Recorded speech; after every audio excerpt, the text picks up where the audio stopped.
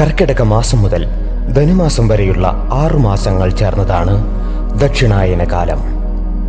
ദക്ഷിണായന കാലത്തെ ദൈവങ്ങളുടെ ഒരു രാത്രിയായി കണക്കാക്കപ്പെടുന്നു. അങ്ങനെയുള്ള ദക്ഷിണായന കാലത്തിന്റെ ആരംഭമാസമാകുന്നു കർക്കിടകം. തമിഴ് ഭാഷയിൽ കർക്കിടക മാസത്തെ ആടിമാസം എന്ന് പറയുന്നു.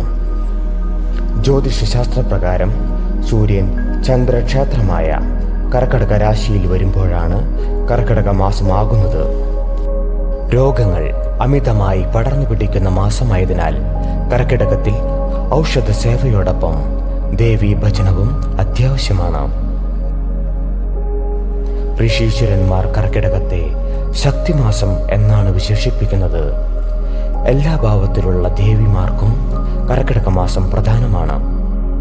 കർക്കിടകത്തിലെ പൂരം നക്ഷത്രം അഥവാ ആടിപ്പൂരം ശ്രീ പാർവതി ദേവിയുടെ ജന്മദിനമായി കരുതപ്പെടുന്നു.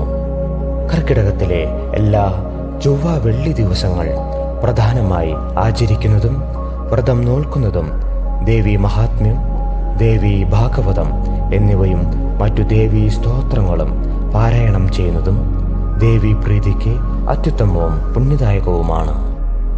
ആടിമാസത്തിൽ മാരിയമ്മയ്ക്ക് വിശേഷാൽ അഭിഷേകങ്ങൾ, അലങ്കാരങ്ങൾ, മാവിളക്ക്, കൂഴ് മുതലായ നിവേദ്യങ്ങൾ സമർപ്പിച്ചുള്ള പൂജകൾ എന്നിവയും നടത്തപ്പെടുന്നു.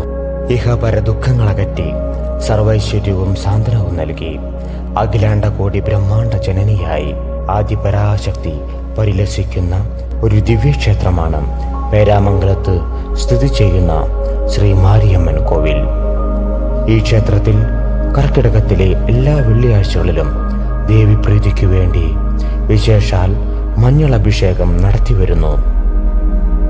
വേപ്പിലക്കാരി എന്ന നാമത്തിൽ പ്രശസ്തയായ മാരിയമ്മയ്ക്ക് ആര്യവേപ്പിലകൾ വളരെ പ്രിയപ്പെട്ടതാണ്. അതിനാൽ ഈ ക്ഷേത്രത്തിൽ കർക്കിടക മാസത്തിലെ 1-ാം തീയതി കഴിഞ്ഞുവരുന്ന ആദ്യ ഞായറാഴ്ച സർവദോഷ പരിഹാരത്തിനായി മാരിയമ്മയുടെ നടയിൽ വേപ്പില പറന്നിറക്കൽ നടത്തിവരുന്നു. നമസ്തേ സംഹാരൂഢേ മാരാസുരമർദിനി ആദിവ്യാധി ഹരേ ദേവി മാരിയമ്പേ നമോസ്തുതേ.